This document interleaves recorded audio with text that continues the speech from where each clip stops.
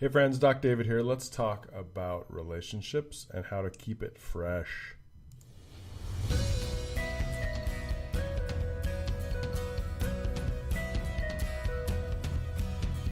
You are listening to Head Shrink Inc., your answers to life, relationships, and daily living. Hey guys, Doc David here, and I'm back for another podcast episode. I don't know what number it is, but welcome to another podcast episode.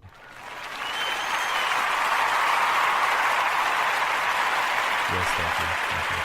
Appreciate all your good claps and whistles. Thank you. All right. I just have to do that. I love my little sound effect thing. All right. So today I want to talk about staying connected with significant others. Now, so as many of you know, I'm a marriage and family therapist, and so I meet every week with families and couples, and a lot of the times I meet with couples that are in crisis. Most of the time I meet with couples that are in crisis, and it's a bummer because I often think, you know, every 3,000 miles or whatever it is, 5,000 miles, we're supposed to take our cars in and get looked at. I don't know if that's a myth or not, or if that's a way that Jiffy Lube stays in business, but I more or less do that. I drive a lot, so I do that with my car. And I would love it if couples and families actually did that in their relationships, because I think that relationships would be more successful. People would be more interested in staying in relationships, and kids would have happier upbringings because parents are like actually trying to take care of their relationship rather than just letting it happen to them.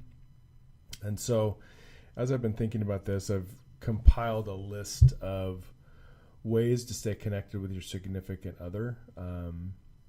There's no right formula, but I think there's some themes and ideas that if you keep these themes and ideas at the forefront of your mind throughout the week and throughout your relationship, you're going to always have a fresh relationship. And when I say fresh, I don't mean fresh like fresh lettuce on your hamburger.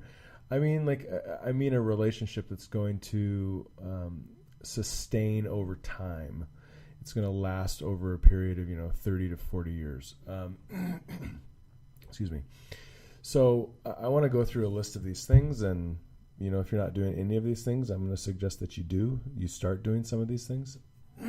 If you're doing all of these things, you're way ahead of the game.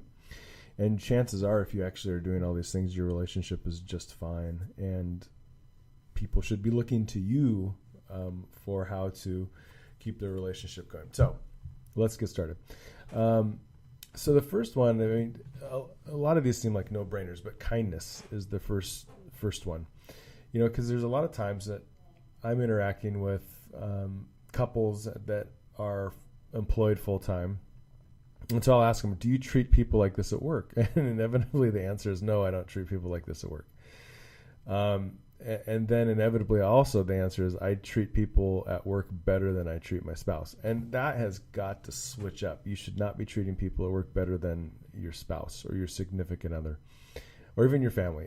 So it has consequences, because when was the last time you were kind to someone that you cared about would be the question. And so when I say kind to someone, that means like opening the door, shutting the door for them, getting them a drink, looking out for their needs, things like that. And it's not anything to do with misogyny. It's not anything to be doing with sexist or chauvinistic. It's just being kind to somebody because they're another human being. And when you're in a relationship with somebody, being kind is a huge component of showing love to somebody. So my encouragement to you, if you're not doing it, is to be kind to the person that you are in love with, or that you're living with, or that you're parenting.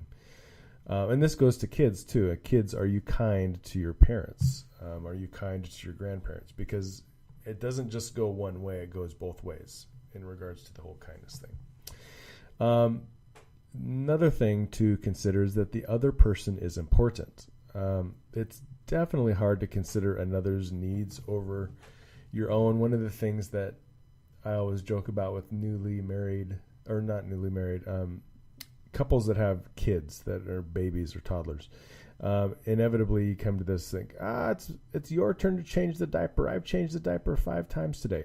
And what I've realized as a husband is that I'm never going to catch up to my wife in terms of nurturing our children and changing diapers, and we're coming out of that phase slowly, but that's not even something I say. I used to say it when I first had kids, and I think a lot of adults say that when they first have kids, but over time it doesn't even matter. So what matters is choosing another person's needs over your own, and considering another person's needs over your own. And that relates to kindness as well, but I think it also relates to like making life easier for the other person. And that includes your kids. So for example, in my life, I love these Girl Scout cookies called Samoas. And I would hoard them if I could. I'd hide them away and not share them with my children because I love them so much. Let's hashtag confession time. So what I have done is I'm very purposeful about trying to make sure my kids have some, but not too many, because it's just too many of anything is not a great thing. Or too much of anything is not a great thing. And so I'm willing to share that with them because I care about them and I view them as someone that's important. I'm willing to share my things, my Samoa cookies, with them because I view them as important. So I would encourage you, if you're not viewing another person as important in your life, whether it's a spouse, significant other, or a child, that you start doing so, because that's going to enrich the relationship you have with them. So do you remember the thing that brought you together with your spouse? Like sit back for a moment. We can pause and think about the thing that brought you in connection with your significant other. For me, it was she was kind of goofy. I saw her in the lobby of the college that we were attending when I was a freshman, and she was being goofy with another person. And I will always remember that moment about her. And it kind of intrigued me. And so then from there, a relationship started. We became friends, best friends. And 23 years later, we're still married. So getting back to that place of talking on the phone for hours, that's something I always am shocked about. Like, we would talk on a phone for 3 hours, and I just think, what would we talk about? And you talk about nothing most of the time. Going on walks, flirting with one another, complimenting for the tiniest things. So these are the things that, if you can think back to, they brought you together. They were the things that started you connecting with one another. And a lot of times, the further in a relationship you get, you forget about these things. And so my suggestion is you go back to the basics. And it could be something as simple as, hey, honey, let's go for a walk around the block, right? Or let's go do this thing that we used to love to do, or write a love note, little love letter to your significant other. It's these small things that will kind of hearken you back to the things that originally brought you together. A lot of times it's hard to do those things or remember to do those things because, kids get in the way, schedules get in the way, work gets in the way. And those things, schedule, kids, and work, are the things that will slowly draw you away from one another. So now this one's a little bit controversial, but I think it's important. I titled it, Don't Be Shabby. And what that means is, do you want to look good for your partner? And if not, why not? If you think that, well, looks don't matter. Looks do actually matter to some degree. I mean, relationships shouldn't rely solely on looks, but you still want to be attracted to the person that you're in a relationship with. And I'm of the opinion that you should still want to look good to that person. And so if all you do is dress in sweats, ripped pants, hoodies, boxer shorts, if you're just always looking shabby versus the person who's looking sharply dressed down the street, I think you should step up your game a little bit. And it doesn't mean that you're shallow, and it doesn't mean that your significant other is shallow, but it does mean that there was a point in time that you dressed to, or you wanted to look a certain way to get your spouse's attention. And so my suggestion is, it's okay to dress a certain way to continue to get your spouse's attention. I think that's important in a relationship. It shows that you care about yourself, and it shows that you care how you look to your significant other. Now, please send me your hate mail, because I want to hear why you think that that's a bad idea, because I don't think it is. So the next thing that I think you should focus in on is tact. How you say things to one another is a huge thing. So when you were first in a relationship, there's no way you said hurtful things very directly. If there was something that bothered you, you probably didn't say anything at all. And then every time after you get comfortable with somebody, you slowly start to say things that annoy you. And then at some point, if you just don't like the person anymore, you just start cursing at them or calling them curse words because you despise them so much. That's usually when people end up getting divorced. But we're talking to avoid that you continue to use tact in how you say things, because this is a person that you're talking to that has feelings, goals, dreams, and desires. And so I suggest you watch what you say. Kind words are often better than hurtful words. And you can speak truth to people, but I think you can do it in a loving way. I mean, ultimately, you know this person better than anyone else, and so you know how to hurt them the most likely, but you also know how to care for them the most as well.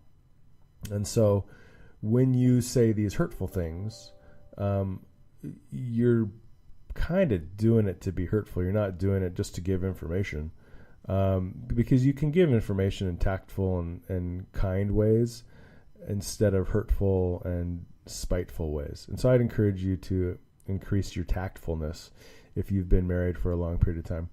So another thing is alone time. Now, if you have kids, this is hard. I have 7 kids. So one's out of the home, so I have 6. And so it's potentially hard, but it's definitely important. Just because you had kids doesn't mean that you forfeit your alone time for the next 20 or 30 years. You still need to be able to connect with your partner on a one-on-one time basis. You still need to be able to just have a downtime for yourself.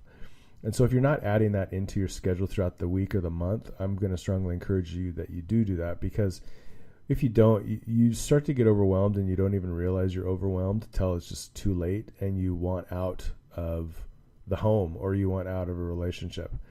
And there's so many times where I've seen a dad decide he just has had it and he's leaving. And then he just kind of goes off and lives his single lifestyle and he forgets his family and kids. And I mean, that's super sad, because those kids are going to be affected for the rest of their lives because of that dad's selfishness.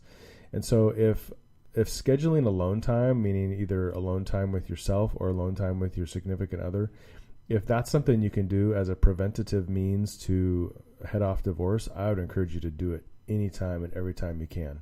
I mean, some people call it date nights. I mean, that's the cliche term for it, but whatever you want to call it, I think it's important to schedule that time for yourself and your significant other. Last two are one is compliment. So go out of your way to let your partner know how great they are, because there's a lot of times that when you've been married for a long time, there's things you just kind of take for granted.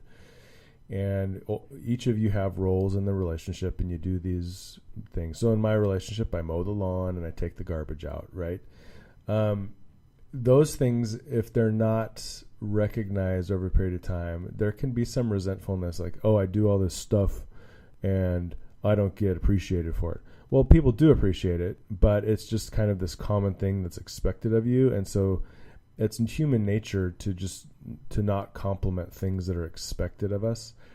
And similarly, in a business place, if your job is to file things correctly and you file things correctly and you don't get compliments, you shouldn't get butthurt over that.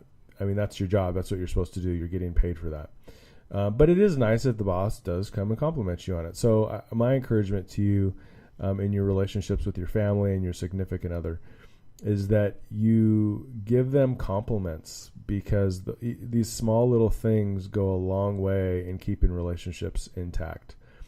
The more mindful you are about the small things, the more likely your relationship will be a positive one.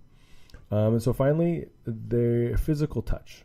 And we're not talking sexual touch. We're just talking physical touch. We're talking holding hands, sitting next to each other, putting your arms around each other, rubbing feet, rubbing backs. I mean, things like that. So physical touch, I mean, there's tons of studies that show physical touch releases a chemical called oxytocin in the brain, and that's definitely one that's good for you. It's a chemical that's good for you. Then it's called sometimes people call it the cuddle hormone, and it promotes feelings of devotion, trust, bonding, all those good kinds of things.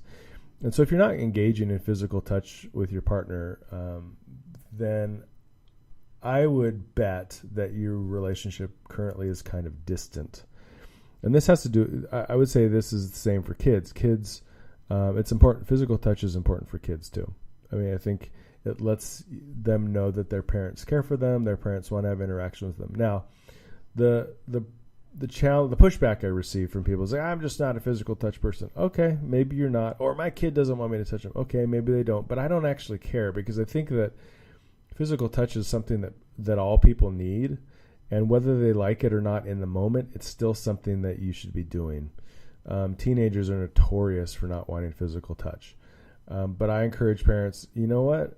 A little side hug on the way out the door is not going to kill a kid. And it's going to give them a measure of security that maybe they wouldn't get if you never hug them. So my encouragement to you, if you're a parent who has a kid that doesn't like touching or hugs, do it anyways, because it's something that they don't know that they need. And sometimes they do know they need it, but they kind of shrug it off like, I'm cool. I shouldn't need this from you, Mom. You're weird. Don't worry about that. They'll grow out of it, and they'll get to a place where hugs are going to be okay with them. Because if you think about it, there was a time that they did want to get hugs when they were little kids, right? And just because they get older doesn't mean that stops. It's what I often tell people is, don't listen to the words, you listen to the actions. And a lot of times when they're hurt, when they're crying, when they're in a despondent place, they're ready and willing to accept hugs all day long. And so that tells you right there that in their core, they want physical touch. So I'm going to encourage you to do that with your kids. I'm going to encourage you to do that with your spouse, even if it's just you're sitting next to each other driving and you just hold hands. I mean, I think that's important. That physical touch is a key ingredient in a loving, lasting relationship. So if you have any ideas on what's good for a loving, lasting relationship, I'd love to hear your comments.